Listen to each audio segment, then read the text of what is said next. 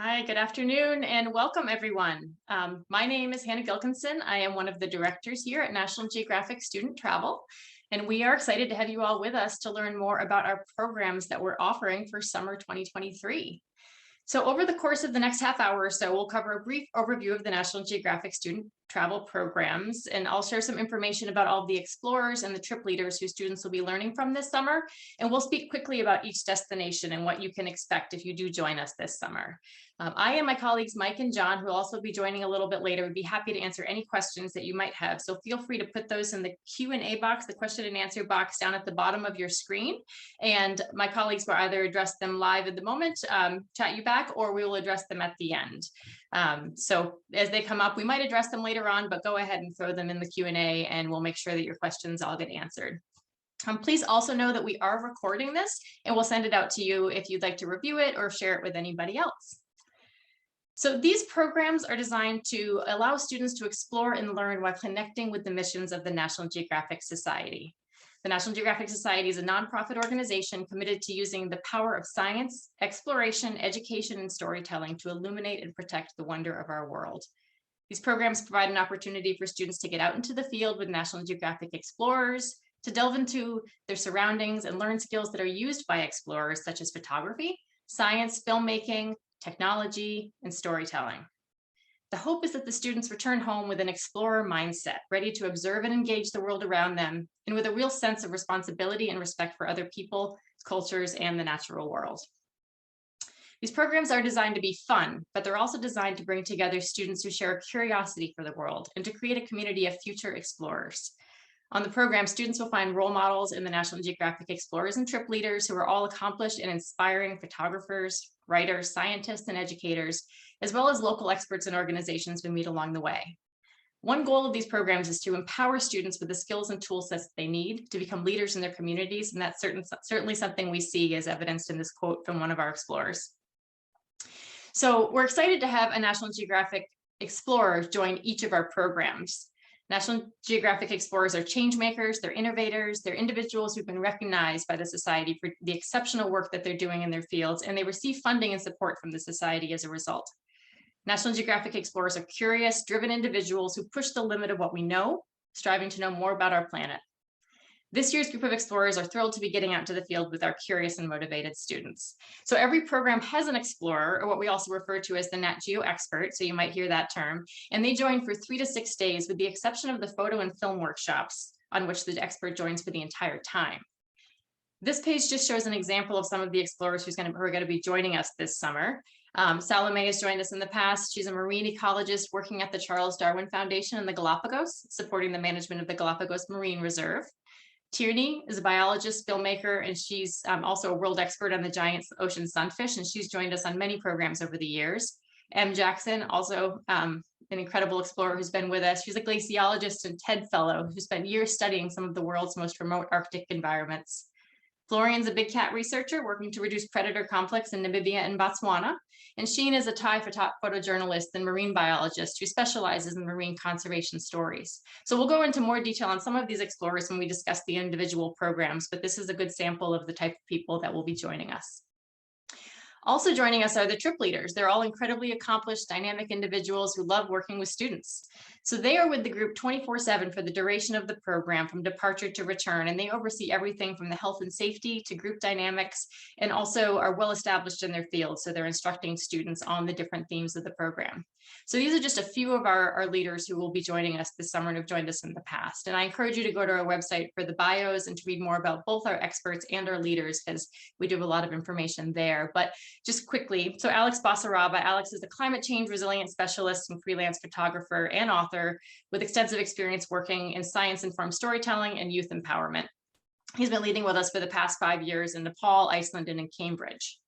Alex Silva is an educator who's taught students ranging from middle school to college level. She is well-versed in everything from remote field work to camera traps, and she recently returned back to Chicago after 6 years teaching conservation courses in the Virgin Islands.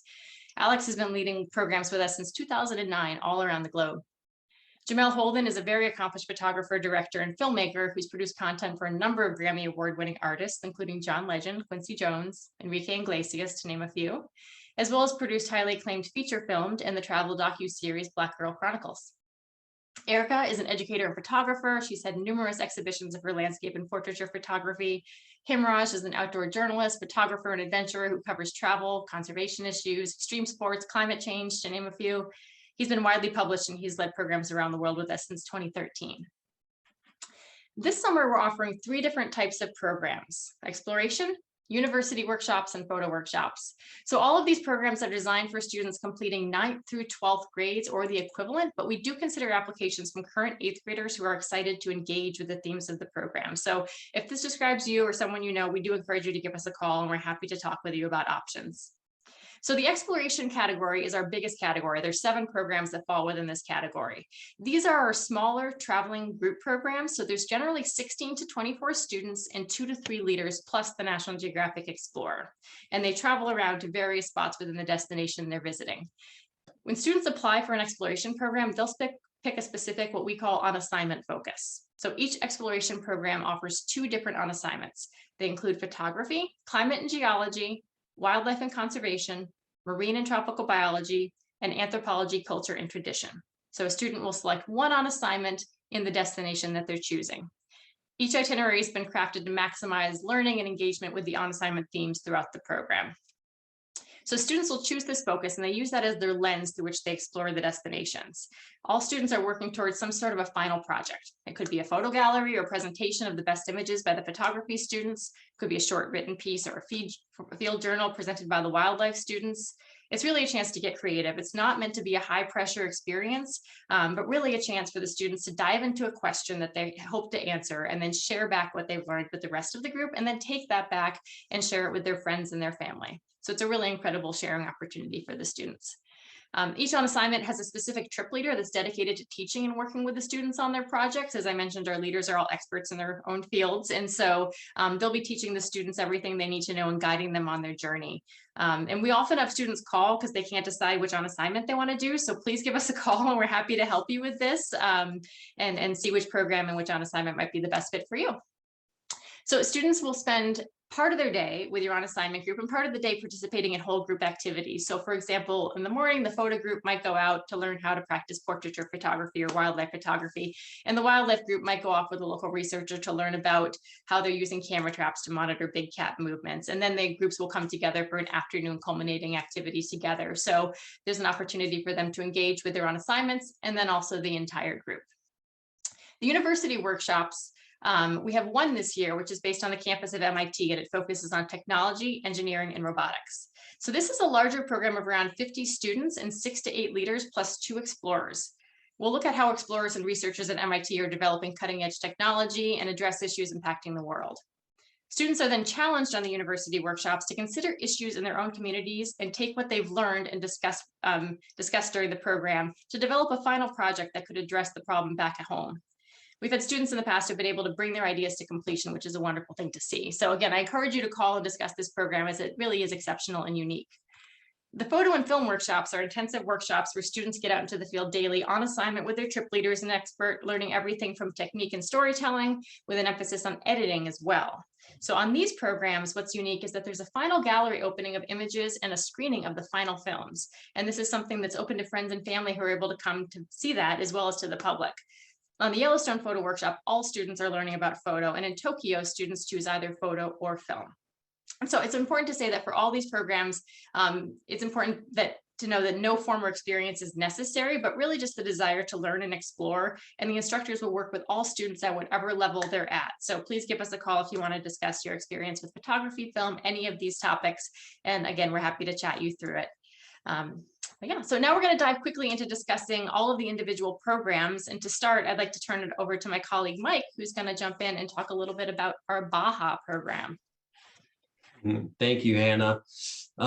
Happy to be here. My name is Mike. As Hannah mentioned, I'm a program coordinator here. I've led National Geographic student programs in the past and currently direct and coordinate our Baja and Gulf California program. I have a background in marine conservation and biology and have spent a lot of time personally in Baja, and this program kind of stems from a lot of my experience down there. So an opportunity for students who already know that they're excited or curious about marine and ocean conservation, or those students who are just kind of interested in exploring more to see if it's something that they may be curious about in the future.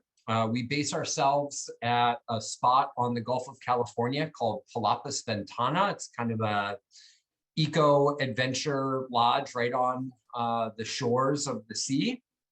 And it's run by a marine science educator, boat captain, dive master, who also happens to be a kind of close personal friend of mine. I actually got married at the place where our groups stay on this program, and that's our home base. We have access to the Gulf of California every day, and we spend a lot of time in and on the water on this program. So students can choose either the photography or marine and tropical biology on assignment focus.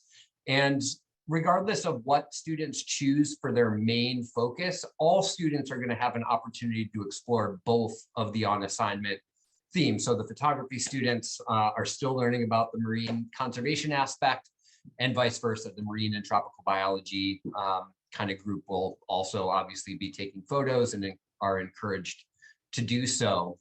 So we have chance to snorkel. Any students that are already scuba certified will have a chance to do, maybe 4 or 5 dives throughout the course of the program, looking for dolphins, sea lions, turtles, all sorts of marine life, learning about the reef and the ecosystem. We also spend time terrestrially exploring the desert. We do some service on the program as well, planting, native cactus species and learning a little bit about that.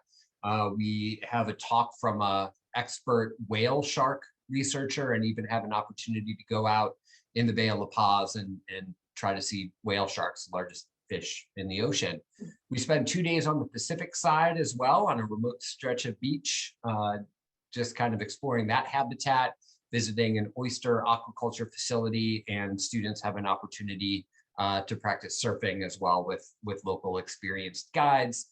We do day trips to La Paz and Todos Santos, and even an overnight camping trip on a deserted island off the coast of where we're staying. So really active, engaging program, perfect for students who are just kind of curious about marine and desert ecology, photography, and all of those things. And Hannah mentioned Tierney Teese earlier. She has been an expert with us for a number of years and will be returning to Baja. It's a place that she knows really well for one of the departures this summer.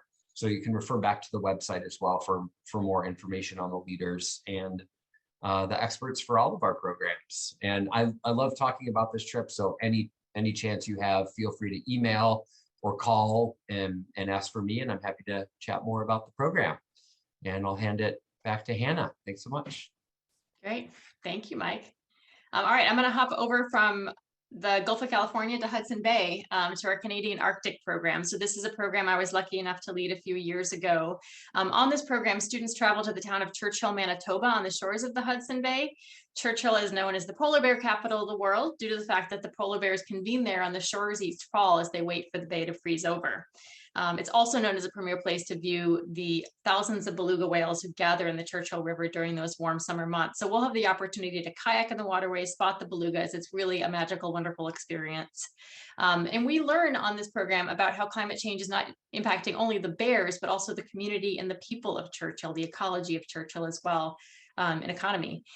We spend time speaking with researchers at the Churchill Northern Studies Center, where we're based, with Parks Canada guides, with local conservation groups, and we head out in a tundra buggy, and we head out on foot with park guards as well to look for bear, caribou, Arctic fox, other species that are found there on the tundra, and then practice our photography or just observe these animals in the wild. So it really is an incredible location for both photographers and biologists.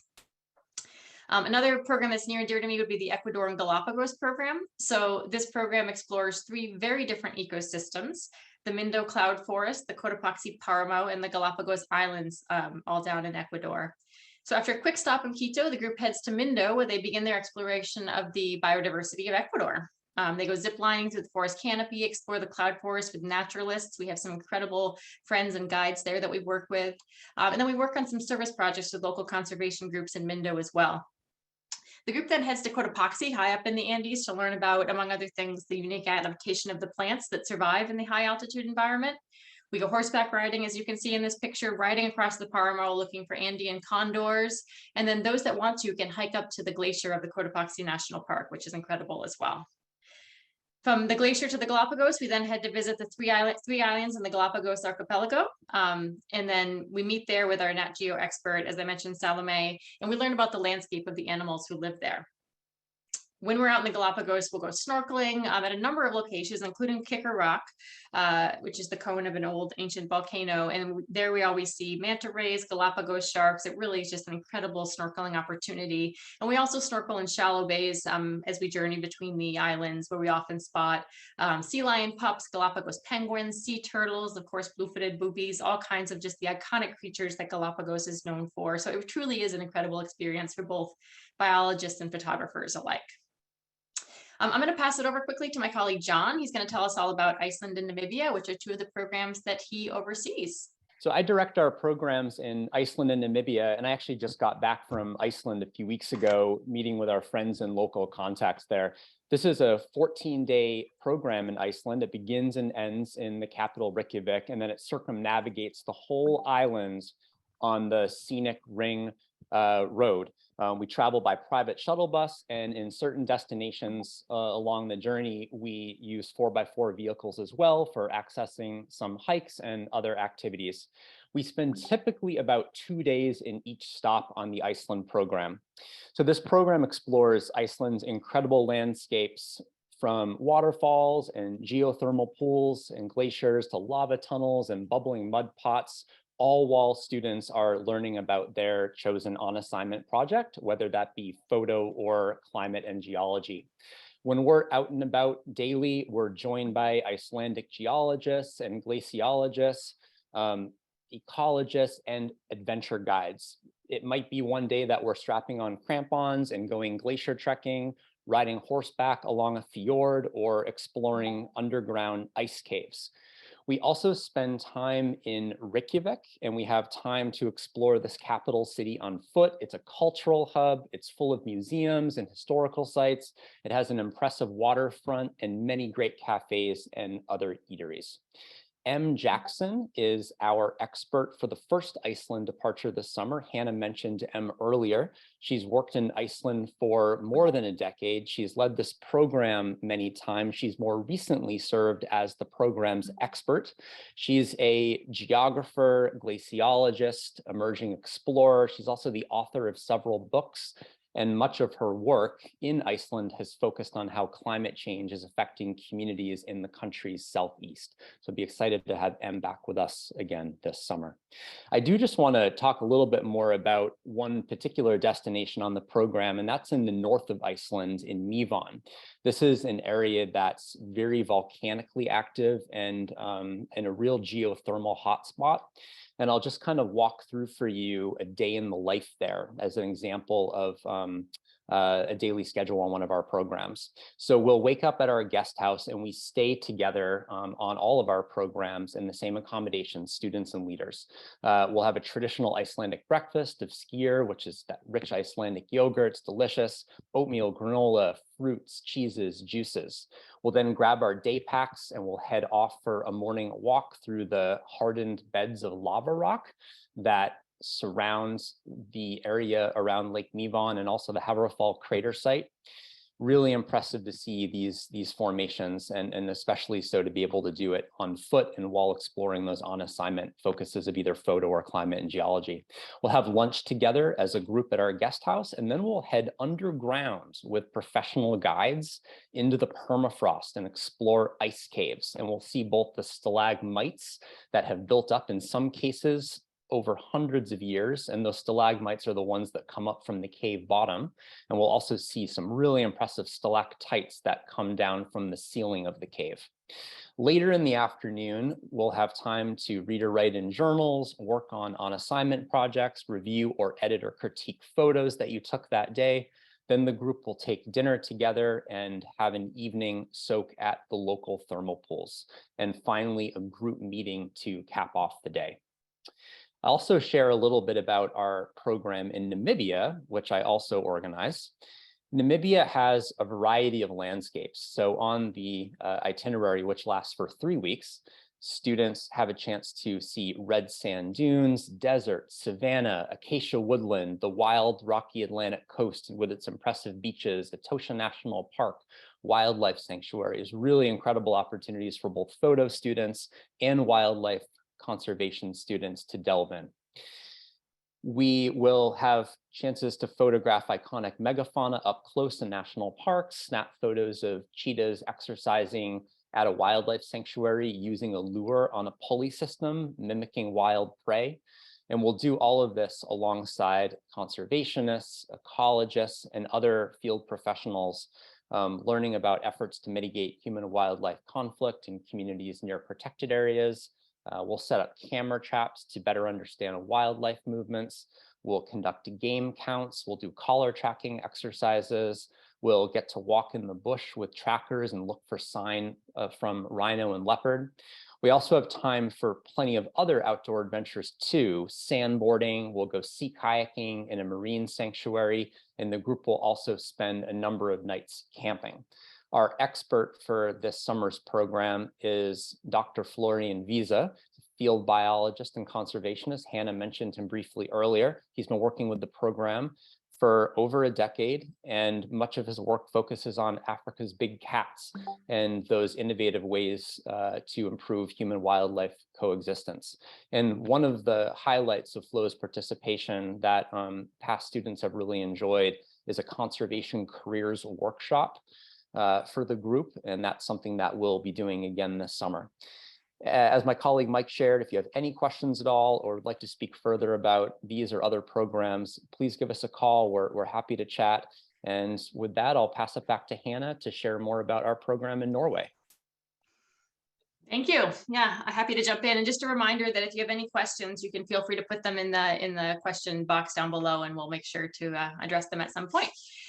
So the Norway program, this program travels to the spectacular landscape of Norway. We start up in the mountains of Jotunheimen National Park, where we do some trekking and some hiking. It's just a gorgeous location for the photography students to be practicing landscape photography in. And then we head down to the capital of Oslo, continuing from there to Lofoten Islands, high above the Arctic Circle, and ending in Bergen, which is our jumping off point for exploring some of Norway's famous fjords. So this program has a lot of outdoor adventures. Students choose between photography on assignment or the anthropology culture on assignment. And we'll do kayaking, hiking, treks, and some just remarkably beautiful locations. So a really wonderful outdoor program to experience.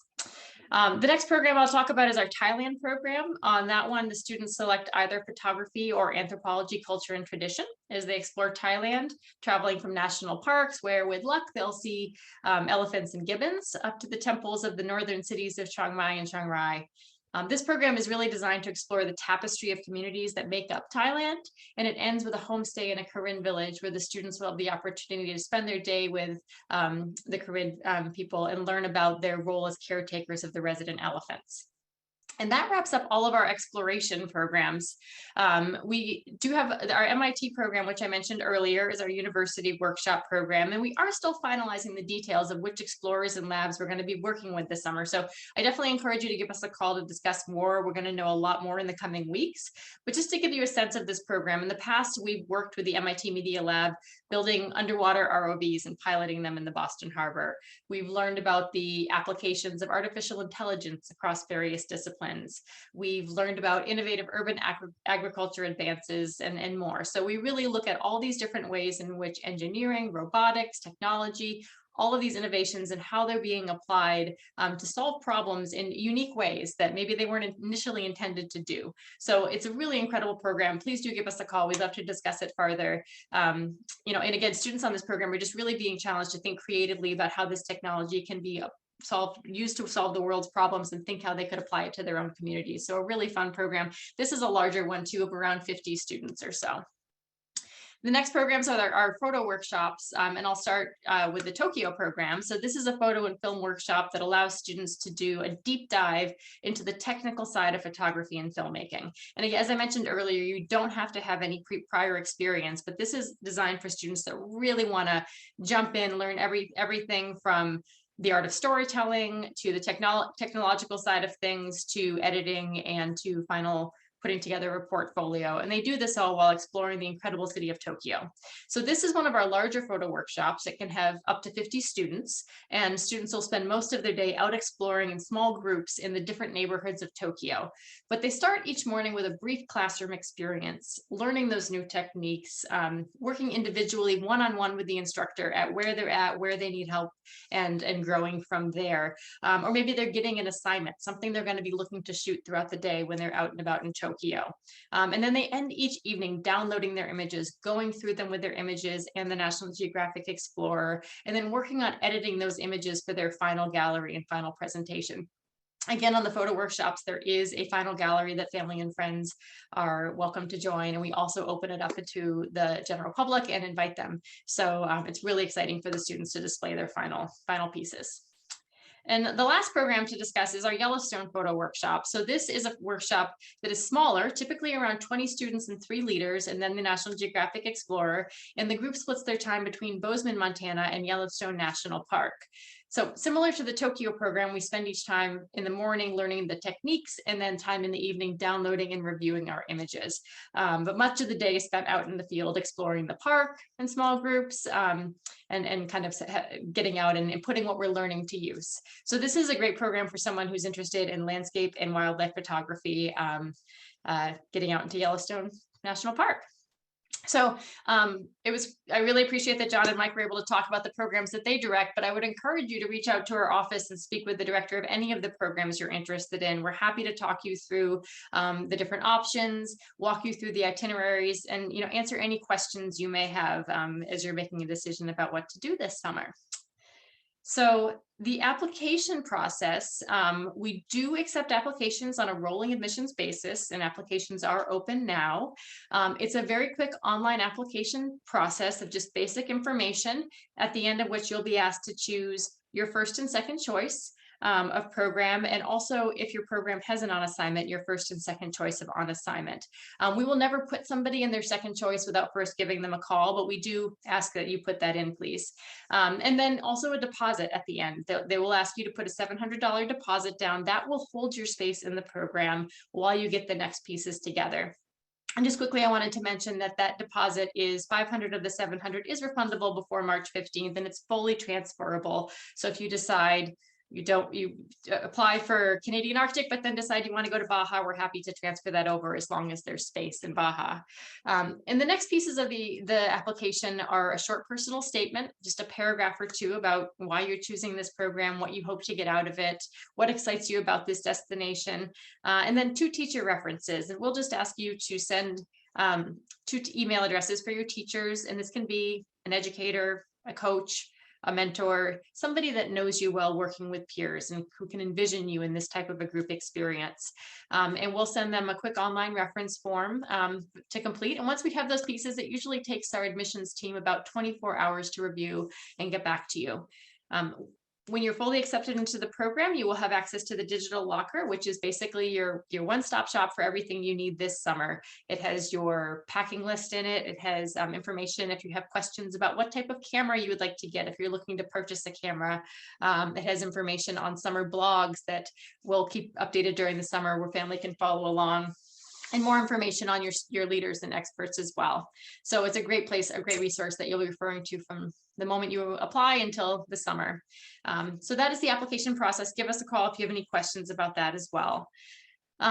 So before we get to the Q&A section, to answer any questions that might have come up, I do want to mention that we do offer scholarships for students who would otherwise be unable to travel on these opportunities. And we do hope to have more information on those scholarships in the process up on our website in the coming weeks. There is a section on the website where you can see that, and we'll be updating that hopefully soon. So please do check back and always give our office a call if you want to talk about what that might look like. But I did want to make sure I mentioned that before we get to the questions. So I guess now I'd love to open it up to any questions that might have come in.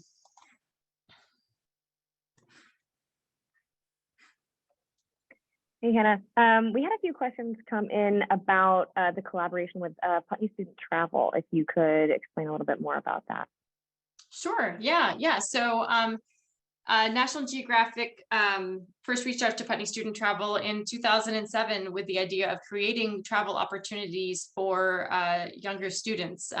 Putney Student Travel has been operating programs for high school students since 1951. And so we've been partnering, the partnership began in 2007 to create programs that really aligned with the missions of the National Geographic Society, and also worked with Putney's extensive history of safely having summer travel programs out in the world. So it's a real collaboration. And how about housing situations? They must vary from program to program.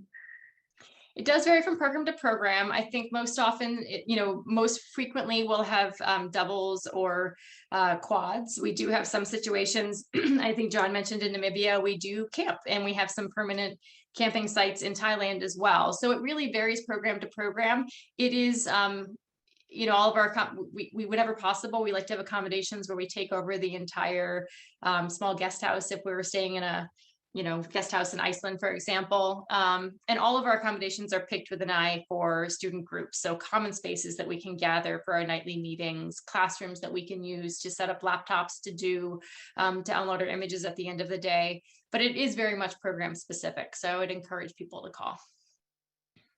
Perfect. And how about the acceptance rate for our programs? Yeah, I mean, I think that these are very self-selecting programs. There's a lot of programs that get you out into the world, kind of exploring it, as you would with your family, perhaps. But these are programs that are really trying to bring together students that are drawn to the destination, but they're also drawn together by National Geographic Society. They've been reading the magazine, they want to be a wildlife biologist, they want to be a photographer, but they want to know more about those next steps on how to get there. And so they're really drawn by that common curiosity. And so that's a long way of saying that most of the students that apply we find are great fits for the program for that reason. And in terms of security and safety on a program, how do you describe that? Yeah. Well, I mean, I guess I'd say, first of all, that our leaders are all first aid CPR certified, and we do an extensive training with all of our leaders on health and safety, everything from making sure students stay hydrated and are wearing sunblock, which can be two things that help keep students feeling good on the program, and also making sure they get enough sleep, but then also the itineraries that we create, the destinations that we go to. We're working in places that we've been for a number of years, and we've got incredible local contacts that we partner with and we work with. John mentioned he just got back from Iceland. We get out into these destinations to meet with the people we're working with, and I also have an eye on our accommodations for just that reason. So we have an incredible track record of health and safety. And we also, I should say, have a 24-hour phone line during the summer months, so that if something goes on in the program, somebody twists their ankle, somebody's camera breaks, if they need something, they can reach us 24 hours a day during the summer. And likewise, if something happens back home and you need to get in touch with your student, you can always call our office and we can reach the leaders in the field and connect you with your students. So I think that open communication also is important to note. We have a question about the travel, and if students from the U.S. would fly to the destination with a program leader, or if everyone meets at the destination. Great. Yeah, great question. Yeah, we do arrange for escorted group flights. So that's something that we have a travel team here that's dedicated to helping families get to the destination. So we do have a group flight that you can purchase through us, and a leader will travel on that flight in both directions. So if you're coming from the United States, you would meet at the destination, the gateway airport. Usually it's New York, Miami, Los Angeles, or I guess that's it for this year, Minneapolis for Canadian Arctic, and take an escorted flight to the destination. If you are coming from abroad, you can meet the group in the location as well. And we would just want to work with you on that to make sure that you're arriving within the right window to meet up with the group and the leaders. Mm-hmm. Perfect. And in terms of the application process, would that be different for Putney alumni, since Putney would already have information on those students, or how would that work?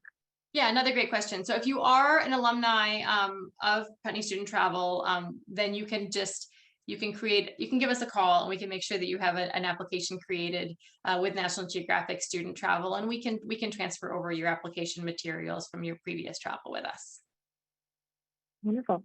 That's all the questions that I'm seeing so far. I don't know if we want to give a second for any others to pop up. Otherwise, you can always give us a call or shoot us an email, and we're happy to help. Is there anything else that you think of, Hannah? I can't think of anything else. I guess these are just incredibly exciting programs that, I mean, hopefully our enthusiasm for them came through. And as Katie said, we would really love to answer any questions that you have or talk you through any of the itineraries, and just get to know what draws you to these programs, because I think we can really help you find the one that would be the perfect fit for you this summer. So I definitely encourage you to give us a call or email us. Well, it is a couple more come in before we go. Sure. A question: if we have to apply for visas.